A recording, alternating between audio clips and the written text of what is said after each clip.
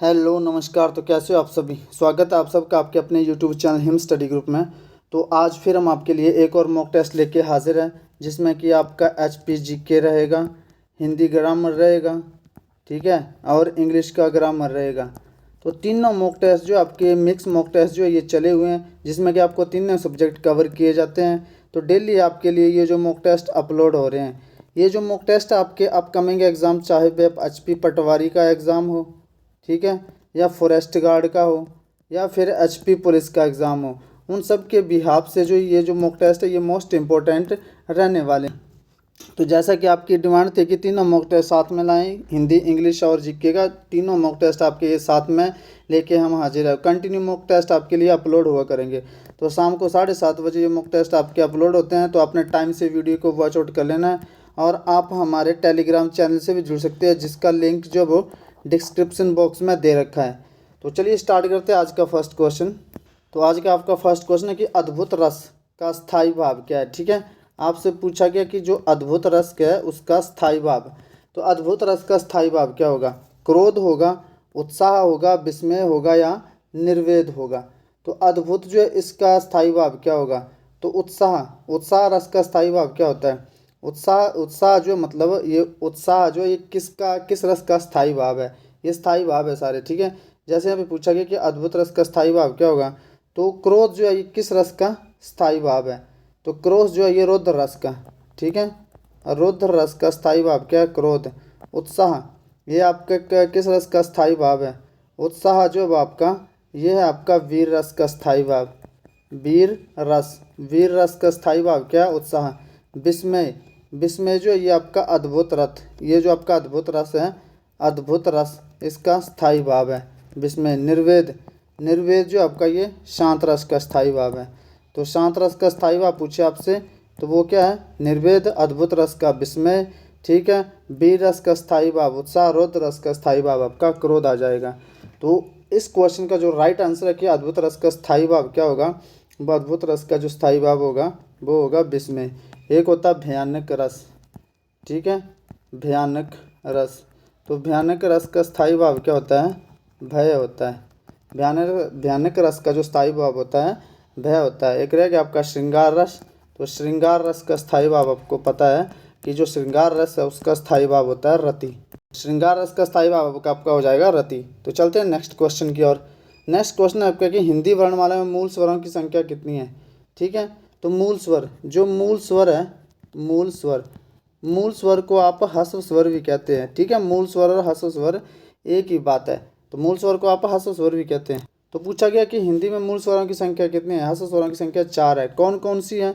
एक आ गया आपका छोटा अ, छोटी ई, छोटा उ, और एक आ गया री। ये जो आपके ये मूल स्वर है। चलते हैं नेक्स्ट क्वेश्चन की ओर। नेक्स्ट क्वेश्चन आपका कि जिस वाक्य में क्रिया का सीधा फल किस पे पड़े, कर्ता पर पड़े, वह कौन सी क्रिया होती है।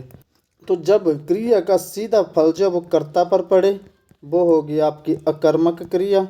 कौन सी, अकर्मक क्रिया। जिस वाक्य में क्रिया का सीधा फल कर्ता पर पड़े उसमें अकर्मक क्रिया, और जिसमें कर्म हो रहा है, ठीक है, जो क्रिया उसमें जो वाक्य में क्रिया का फल जो वो कर्म पर पड़े तो सकर्मक क्रिया। ठीक है, ये थोड़ा सा आपने ध्यान रखना है सकर्मक और अकर्मक क्रिया के बारे में। जब इसका वाक्य में क्रिया का सीधा फल कर्ता पर पड़े तो अकर्मक होगी, और जब यहाँ पर कर्म पर पड़े तो बस कर्मक होगी। तो इस क्वेश्चन का राइट आंसर हो जाएगा जिस वाक्य में क्रिया का सीधा फल कर्ता पर पड़ता है वह कौन सी क्रिया होती है, वह होती है आपकी अकर्मक क्रिया। चलते हैं नेक्स्ट क्वेश्चन की ओर। नेक्स्ट क्वेश्चन है कि क्षति और क्षिति का सही अर्थ क्या है। तो क्षिति, ये जो क्षिति है ये होता है आपका धरती का पर्यायवाची शब्द। ठीक है, धरती का पर्यायवाची शब्द होता है क्षिति, और ये जो क्षति है ये क्षति होता है आपका नुकसान, लॉस। ठीक है, तो ये जो पूछा कि ऐसे ही आपको इसका सही जो आंसर है वो बताना है। ठीक है, तो यहाँ पे धरती तो आ गया लेकिन हवा नहीं होता, हानि आ गया लेकिन आकाश नहीं होता। ठीक है, समूह आ गया, समूह हो गया पर हानि नहीं होगी फिर। तो क्षिति, ये क्षिति क्या, ये क्षिति जो आपकी हानि होती है, और ये जो क्षिति आपकी पृथ्वी होती है। तो इसका राइट आंसर हो जाएगा फोर्थ, हानि और पृथ्वी। क्षति और क्षिति, क्षिति आपकी धरती होती है और क्षति आपकी हानि होती है। तो चलते हैं नेक्स्ट क्वेश्चन की ओर। नेक्स्ट क्वेश्चन आपका कि निम्नलिखित में से आकाश का पर्यायवाची शब्द कौन सा नहीं है। अच्छा, गगन, नभ, ठीक है, गगन, नभ, व्योम, ये सारे आपके आकाश के पर्यायवाची शब्द है। गगन, नभ और व्योम, ठीक है, गगन, नभ और व्योम आकाश के पर्यायवाची शब्द है। लेकिन रसाल जो आपका, ये किसका पर्यायवाची शब्द है? ये आम का पर्यायवाची शब्द है रसाल, ठीक है, आम का पर्यायवाची शब्द है। तो इसमें पूछा गया कि निम्नलिखित में से कौन सा आकाश का पर्यायवाची शब्द नहीं है, तो रसाल नहीं है। चलते हैं नेक्स्ट क्वेश्चन की ओर। दूध से मलाई अलग कर दो, वाक्य में कौन सा कारक है? तो सिंपल सा कारक आपको यहाँ पे पूछा गया है, तो जिसको आपको हर वीडियो में जो बताया जाता है कारक के बारे में, तो इसमें जो कारक हो जाएगा आपका अपादान, क्योंकि यहाँ पे बात हो रही है अलगाव की, ठीक है, अलगाव के लिए, भय के लिए और तुलना के लिए। आपको हर वीडियो में पूरा एक्सप्लेन करके समझाते हैं ताकि आपको वीडियो में चीज़ें जो बात दी याद हो जाए। तो एक दो बार वीडियो रिमाइंड करके देखोगे तो आपको ऑटोमेटिकली ये चीज़ें जो आपकी फीड होती जाएगी दिमाग में।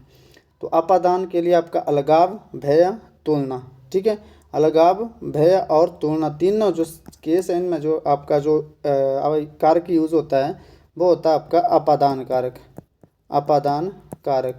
तो यहाँ पे क्या अलगाव हो रहा है ना, दूध से मलाई अलग हो रही है, तो अपादान कारक हो जाएगा। चलते हैं नेक्स्ट क्वेश्चन की ओर।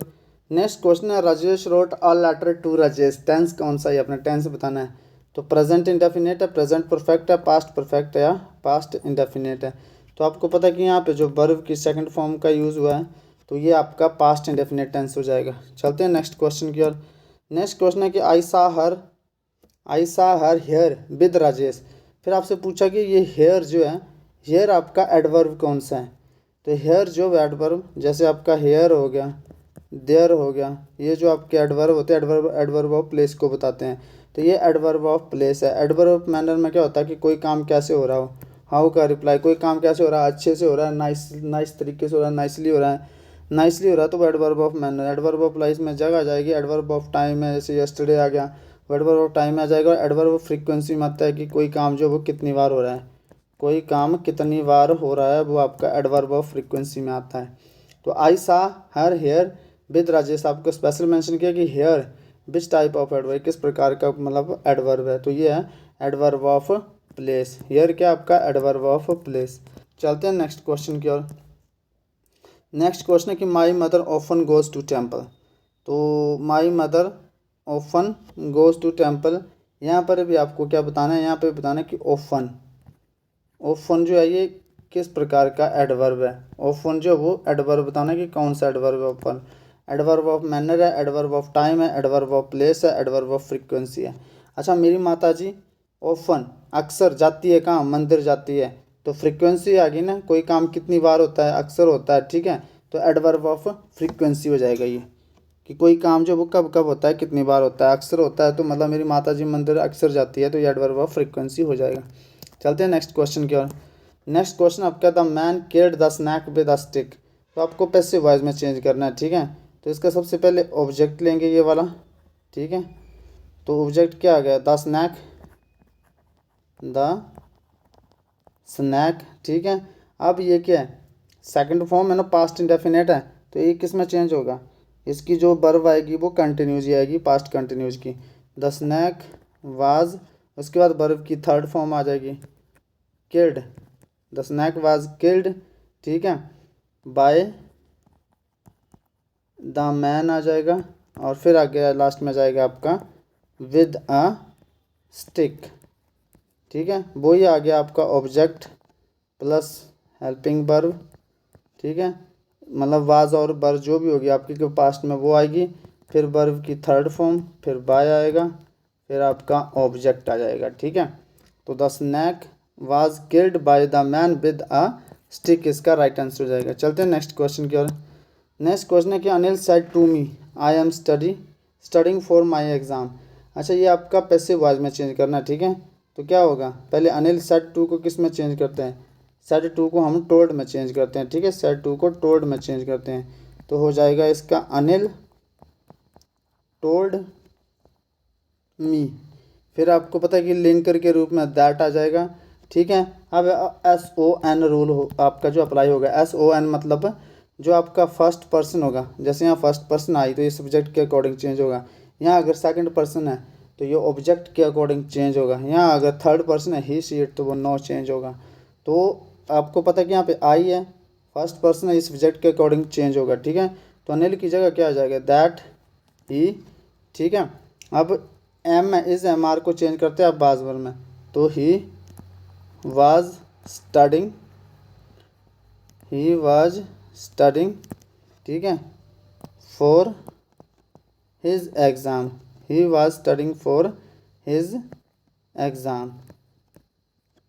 ठीक है, he was studying for his exam, he आ जाएगा, बाज आ जाएगा, क्योंकि इस MR को आप किस में चेंज करते हो, बाजवर में। तो he was studying for his, अब ऑब्जेक्टिव केस यूज़ होगा ना, तो यहाँ पहले माई था तो ये यहाँ पे क्या यूज़ होगा, उसके एग्ज़ाम के लिए, अपने एग्ज़ाम के लिए। अब ये बात बता रहा है उसको कि वो मतलब तीसरा बंदा ये बात बता रहा है कि वो अनिल ने मुझसे कहा है कि मतलब वो जो अपने एग्ज़ाम की तैयारी कर रहा है। तो Anil told me that, Anil ने मुझे बताया कि वो अपने एग्ज़ाम की तैयारी कर रहा है। He was studying for his exam, कर रहा था। ठीक है, चलते हैं नेक्स्ट क्वेश्चन की ओर। नेक्स्ट क्वेश्चन है कि Sunil said to me, simple आ जाएगा फिर, सुनील टोल्ड मी। ठीक है, सेड टू को टोल्ड में चेंज करते हैं, told me that, first person आपको पता है कि सब्जेक्ट के अनुसार सुनील के according, that he, second verb की क्या है ये सेकंड फॉर्म है ना, सी सा सीन, सी फर्स्ट फॉर्म, सेकंड फॉर्म सा, थर्ड फॉर्म जो वो सीन। तो यहाँ पे सा है तो ये आपको किस में चेंज होगी, थर्ड फॉर्म पर plus had plus third form है, तो ही हैड सी सा सीन, ही हैड सीन। ठीक है, हर, अब यस्टरडे है तो यस्टरडे की किस में कन्वर्ट करते हैं हम, he had seen her previous, he had seen her previous day. ठीक है, प्रीवियस डे, यस्टरडे को आप चेंज करते हो प्रीवियस डे में। Sunil told me that he had seen her previous day, yesterday में नहीं करेंगे आप चेंज, क्योंकि ये बात हो चुकी है, यस्टरडे से पिछले की बात हो चुकी है और आप आज बता रहे हो। ठीक है, तो यस्टरडे को आप सिंपल ऐसे याद रखो कि मतलब इसको जो आप चेंज करोगे वो चेंज करोगे प्रीवियस डे में, लास्ट डे में। ठीक है, तो Sunil told me that he had seen, he had seen, क्योंकि सेकंड फॉर्म लगे और सेकंड फॉर्म को हम जब चेंज करते हैं इनडायरेक्ट में तो आप चेंज करोगे हैड प्लस थर्ड फॉर्म में, और फर्स्ट फॉर्म को चेंज करोगे सेकंड फॉर्म में। ठीक है, जैसे कैन का, कुड, मे का, ऐसे मतलब आप आगे चेंज करोगे इसको। तो चलते हैं नेक्स्ट क्वेश्चन की ओर। नेक्स्ट क्वेश्चन आपका SPGK का, कि छड़ियों का मेला कहाँ पर लगाया जाता है, तो छड़ियों का मेला धर्मशाला में लगाया जाता है, मंडी में, शिमला में, नाहन में। तो छड़ियों का मेला जो वो हिमाचल प्रदेश के नाहन में लगाया जाता है। ठीक है, नाहन इसका राइट आंसर हो जाएगा। चलते हैं नेक्स्ट क्वेश्चन की ओर। नेक्स्ट क्वेश्चन है कि मिंजर के मेले में किसकी पूजा की जाती है, ब्रह्मा जी की, शनिदेव की, श्री कृष्ण की, वरुण देवता की। तो मिंजर के मेले में जो वो वरुण देवता की पूजा की जाती है। ठीक है, मिंजर के मेले में वरुण देवता की पूजा की जाती है। चलते हैं नेक्स्ट क्वेश्चन की ओर। नेक्स्ट क्वेश्चन है कि सुई मेला चंबा शहर में कौन से महीने में लगता है, तो फरवरी में लगता है, मार्च में, अप्रैल में या मई में। तो सुई मेला जो है चंबा में लगता है अप्रैल के महीने में, अप्रैल मंथ में लगता है सुई मेला जो है आपका चंबा में। चलते हैं नेक्स्ट क्वेश्चन की ओर। सुई मेला किसकी याद में मनाया जाता है, सुई मेला जो है किसकी याद में मनाया जाता है, ये अपने कमेंट सेक्शन में कमेंट करके बताना है। और जो ये मनाया, जो इसमें विशेषता क्या, इस मेले की प्रमुख विशेषता क्या सुई मेले की, वो भी आपने बताना है इसमें। चलते हैं नेक्स्ट क्वेश्चन की ओर। नेक्स्ट क्वेश्चन है कि निर्मंड का भुंडा उत्सव कितने वर्षों के अंतराल में मनाया जाता है, 5 वर्ष, 6 वर्ष, 10 वर्ष या 12 वर्ष। तो निर्मंड का जो भुंडा उत्सव है ये मनाया जाता है 12 वर्ष के अंतराल में। चलते हैं नेक्स्ट क्वेश्चन की ओर। हो गया शायद आपका, हाँ जी। तो ये था आपका आज का सेशन। आई होप आपको सेशन पसंद आया होगा। तो इसी तरह के सेशन आपके लिए डेली अपलोड होते रहेंगे। तो मिलते हैं नेक्स्ट सेशन में, तब तक के लिए जय हिंद, जय भारत।